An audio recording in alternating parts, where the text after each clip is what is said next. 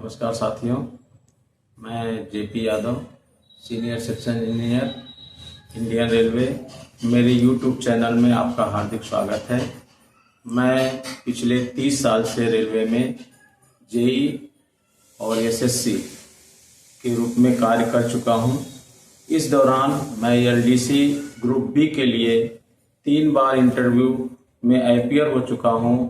मैंने यह YouTube channel बनाया है जिस पर मैं अपना working experience, exam related queries और रेलवे मैकेनिकल डिपार्टमेंट से रिलेटेड वीडियो बनाऊंगा। अगर आपको मेरा ये वीडियो अच्छी लगे तो चैनल को सब्सक्राइब करें, वीडियो को लाइक और शेयर करें। आज का हमारा टॉपिक रहे वो pattern of freight train examination. Freight train examination का पैटर्न क्या है, हम इसके बारे में डिस्कस करेंगे। जैसा कि आपको पता है कि जो हमारा अर्निंग, इंडियन रेलवेज की अर्निंग है वो सबसे ज़्यादा फ्रेट से होती है। तो हमको फ्रेट को इतना स्ट्रांगली जो है बनाना है जिससे कि जो है हमारी अर्निंग और बढ़े, डे टू डे बढ़े।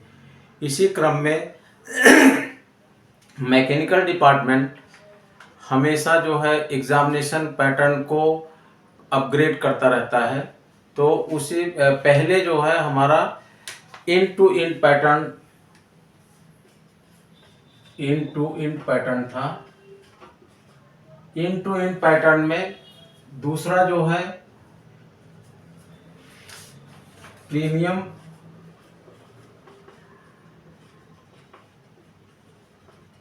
इन टू इन रेक एग्जामिनेशन।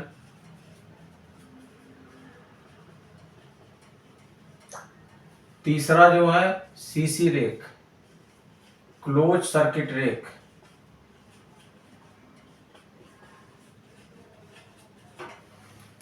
ये 3 पैटर्न है हमारा एग्जामिनेशन के, जो कि मालगाड़ियों में ये एग्जामिनेशन का पैटर्न होता है। एक तो इन टू इन होता है। इन टू इन मतलब इसके सभी के अभी कंडीशंस में बता रहा हूं।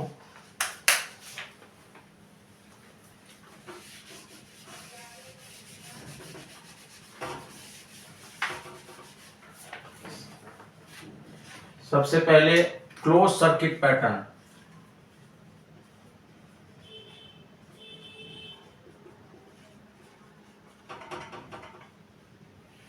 क्लोज सर्किट पैटर्न में जैसे आपको पता है कि मैकेनिकल डिपार्टमेंट गाड़ी को एग्जामिन करके वो कमर्शियल को हैंडओवर करता है। कमर्शियल को हैंडओवर करने के बाद ट्रैफिक उसको ऑपरेशन करके उसको लेके जाता है और लोडिंग या अनलोडिंग पॉइंट पर उसको जो है प्लेस करता है।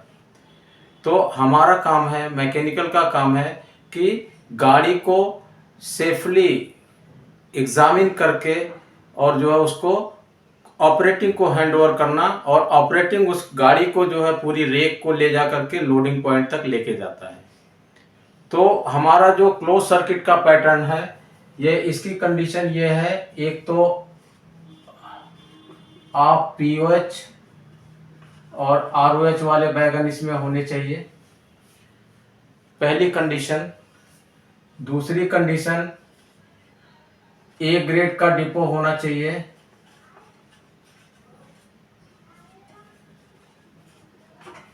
मतलब उसमें ए ग्रेड का डिपो मीन्स कि ए ग्रेड का इंफ्रास्ट्रक्चर फैसिलिटी उस डिपो में होनी चाहिए। तीसरा जो है इसकी बीपीसी, ब्रेक पावर सर्टिफिकेट जो है आपकी 100% रहेगी। मतलब इसमें कोई भी वैगन ऐसा नहीं होगा कि जो कि आइसोलेटेड हो या उसमें ब्रेक ना लगे हो। ये जब भी एग्जामिनेशन होगा, एग्जामिनेशन में 100% ये इंश्योर किया जाता है कि इसका ब्रेक पावर 100% हो। इसके अलावा ये चौथी कंडीशन होती है कि ये नॉमिनेटेड जोन इसके रहते हैं, इसी में ये मूव करता है। जैसे क्लोज सर्किट का मतलब ही ये होता है कि हमारी एक सर्किट में ये गाड़ी चलेगी। जब भी रेक इसका मूव होगा सपोज यहाँ से एसईआर से एक लोडिंग होती है और लोड होने के बाद ये ईस्टर्न रेलवे, सेंट्रल रेलवे, यहाँ से होते हुए फिर जो है डब्ल्यूआर को हैंडओवर होती है। यहाँ से लोडिंग होने के बाद फिर ये डब्ल्यूआर को हैंडओवर होगी, लोडिंग होने के बाद डब्ल्यूआर में अनलोडिंग होगी। अगर यहाँ से कोई मटेरियल ऐसा है जो कि जो है लोड करने जैसा है, तो वहां से लोडिंग होकर के फिर ये अनलोड होकर के फिर ये एसईआर को चला आएगा। ये रेक जो है इसकी बीपीसी की वैलिडिटी 35 डेज और 7000 किलोमीटर है। इसकी बीपीसी की वैलिडिटी 35 डेज और 7000।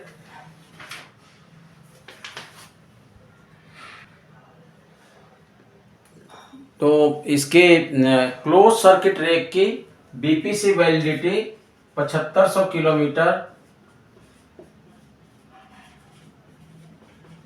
और 35 दिन रहती है।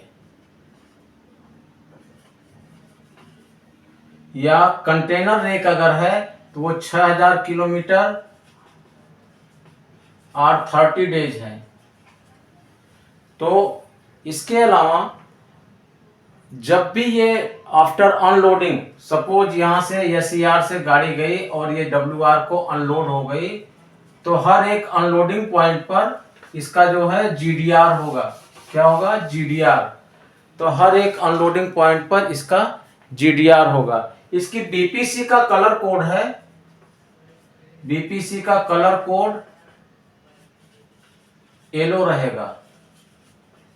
क्या रहेगा? येलो रहेगा बीपीसी का कलर। तो हमारा जो एग्जामिनेशन पॉइंट ऑफ व्यू से जो एलडीसी का पेपर आता है उसमें मोस्टली ये जरूर पूछा जाता है कि सीसी क्लोज सर्किट रेक का बीपीसी किस कलर का रहता है, या इसकी बीपीसी की वैलिडिटी क्या रहती है, या अब हम ये बताएंगे कि क्लोज सर्किट रेक की बीपीसी कब कब इनवैलिड और किन कंडीशंस में इनवैलिड होती है।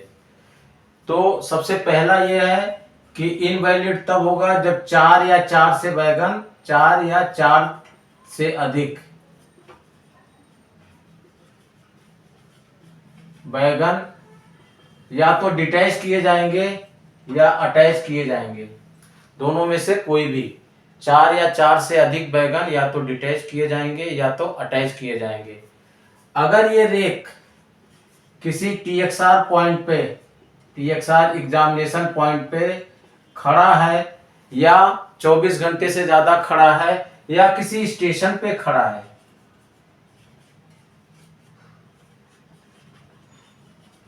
तो ये 24 घंटे से ज्यादा, कंडीशन ये है कि 24 घंटे से ज्यादा अगर किसी स्टेशन पे खड़ा है तो भी इसकी बीपीसी इनवैलिड हो जाएगी। तीसरी कंडीशन ये है कि ये नॉमिनेटेड जो जोन है, जोन से कहीं और जा रहा हो, ये नॉमिनेटेड जोन से कहीं और जा रहा हो, किसी और जोन में जा रहा है, तो इसकी बीपीसी इनवैलिड हो जाती है। चौथा कंडीशन यह है कि बीपीसी जो 7500 किलोमीटर और 35 डेज है, इससे बियॉन्ड वो गाड़ी रन कर रही हो, तो भी इसकी बीपीसी इनवैलिड हो जाती है। इसके अलावा इसमें पांचवी कंडीशन ये है कि इसमें किलोमीटर ड्राइवर और गार्ड उसकी लॉगिंग करते हैं, लोको पायलट इसके किलोमीटर के बीपीसी के बैक पेज पर किलोमीटर लॉगिंग का फॉर्मेट आता है। उस फॉर्मेट में हमेशा जो है कौन से सेक्शन में कौन सा ड्राइवर गया और कितने किलोमीटर गया, और इसके बाद पूरी समरी रहती है। तो उससे ये पता चलता है कि हमारा ड्राइवर और गार्ड जो है ये गाड़ी कितनी दूर तक रन किया हुआ है। इसके अलावा फॉयस से मैकेनिकल और ऑपरेटिंग कंट्रोल दोनों इस गाड़ी की मॉनिटरिंग करते हैं कि कितना किलोमीटर इस गाड़ी का लॉगिंग रनिंग हुआ है। तो हमारे पास में वहां से भी मिल जाता है, इसके अलावा यहाँ से भी मिल जाता है। किलोमीटर लॉगिंग प्रॉपर होना चाहिए, अदरवाइज वो बीपीसी इनवैलिड हो जाती है। दूसरा फ्रेट ट्रेन एग्जामिनेशन का pattern premium end to end है। कौन सा? Premium in to end. Premium in to end में जैसे हमने क्लोज सर्किट के लिए बताया, उसमें आप pOH of ROH coaches wagons जो है इसमें इन्वॉल्व होते हैं। वैसे इसका भी पैटर्न है, क्योंकि इसका बीपीसी जो है 12+3 डेज का रहता है। वो ये मल्टीपल लोडिंग और अनलोडिंग के लिए ये भी रहती है, और मल्टीपल लोडिंग और अनलोडिंग के लिए क्लोज सर्किट की रेक भी रहती है, सीसी रेक की बीपीसी भी रहती है। लेकिन ये जो प्रीमियम वाला है ये भी मल्टीपल लोडिंग और अनलोडिंग, इसमें बॉक्सियन और बीसीएन वाले बैगन ज्यादातर इन्वॉल्व होते हैं। और 12वें दिन जो लास्ट लोडिंग होगी वो 12वें दिन के पहले होनी चाहिए, जिससे कि वो 15 दिन के अंदर वो अपनी जर्नी कंप्लीट कर ले। एक तो ये रहता है। दूसरा जो है जब भी इसकी बीपीसी इनवैलिड हो जाती है in the direction of movement of primary maintenance examination, तो बीपीसी की वैलिडिटी इतना हो गई, और बीपीसी का परसेंटेज 95 रहता है। और मिनिमम जो है हमारा, चाहे सीसी रेक हो चाहे प्रीमियम रेक हो, इसका मिनिमम बीपीसी का परसेंटेज 90% होना चाहिए। ठीक है। और जब भी 12वें दिन अगर लोडिंग होती है तो इसका प्राइमरी मेंटेनेंस का डिपो ये जो है उसी की डायरेक्शन में अगर जा रहा है तो कोई इशू नहीं है। लेकिन अगर 12 दिन के पहले 12 दिन के बाद जो है कोई भी लोडिंग इसमें अलाउड नहीं होती, अदरवाइज बीपीसी इनवैलिड हो जाती है। इसका बीपीसी ग्रीन कलर का होता है। इसका बीपीसी जो है ग्रीन कलर का रहता है। ट्रेन की मॉनिटरिंग कंट्रोल के द्वारा, ट्रैफिक कंट्रोल और मैकेनिकल कंट्रोल दोनों के द्वारा फॉइस के थ्रू होती है, जिससे कि पता लगता है कि हमारा ये इसकी बीपीसी वैलिड तो नहीं, इनवैलिड तो नहीं है। कंडीशन इसमें भी वही है जो सीसी रेक के लिए बताया था कि 24 घंटे से ज़्यादा किसी स्टेशन पर स्टेबल ना हो, या किसी ट्रेन एग्जामिनेशन यार्ड में स्टेबल ना हो। दूसरा जो है ये बीपीसी इसकी जो है 12 से +3 डेज से ज़्यादा इसकी बीपीसी इनवैलिड नहीं हो। 4 बैगन से ज़्यादा इसमें जोड़े या काटे नहीं गए हों। ठीक है। इसके बाद अगला जो है हमारा end to end pattern. End to end pattern, जैसा कि नाम से आपको पता है इंड टू इंड पैटर्न मतलब कि एक गाड़ी यहाँ पे लोडिंग हो रही है और इसके बाद यहाँ जाकर के अनलोडिंग हो गई। यहां से जाने के बाद लोडिंग पॉइंट से अनलोडिंग पॉइंट तक जो है जाने के बाद ये इसकी बीपीसी इनवैलिड हो जाती है। अब कंडीशन ये निकलती है कि जब मैकेनिकल डिपार्टमेंट किसी रेक का एग्जामिनेशन करके और कमर्शियल को या ट्रैफिक को हैंडओवर करता है, ट्रैफिक उसको मूव करके कहाँ पे लेके जाता है, एम्प्टी कंडीशन में वो लोडिंग पॉइंट पे लेके जाता है। लोडिंग पॉइंट पर लेके जाने के बाद वहां पे कमर्शियल का ये काम है कि जैसे ही गाड़ी लोडिंग होती है तो उसको कहां से कहां तक ये लोडिंग ये रेक कहां से कहां तक जाएगा, तो वो उसको एंट्री करना है बीपीसी में। अगर वो एंट्री नहीं करता है और गाड़ी लोडेड कंडीशन में है और एम्प्टी बीपीसी एम्प्टी जा रही है लिखा हुआ है तो वो इनवैलिड बीपीसी हो जाती है। और बीपीसी का कलर कोड इसका तो बीपीसी का कलर कोड इसका पिंक कलर का होता है।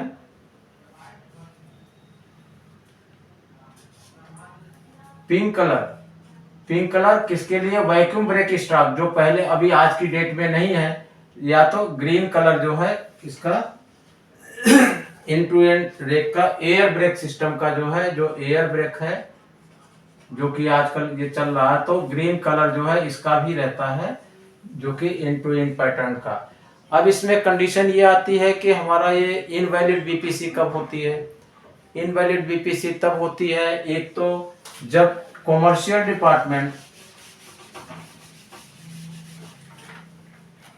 डिपार्टमेंट उसमें बीपीसी में इंडोर्समेंट नहीं करता है। दूसरा जो है, गाड़ी 24 घंटे से ज़्यादा किसी स्टेशन पर स्टेबल हो गई हो। तीसरा जो है, रेक को एम्प्टी कंडीशन में रेक को लोडिंग पॉइंट तक 4 दिन के अंदर पहुंचना चाहिए।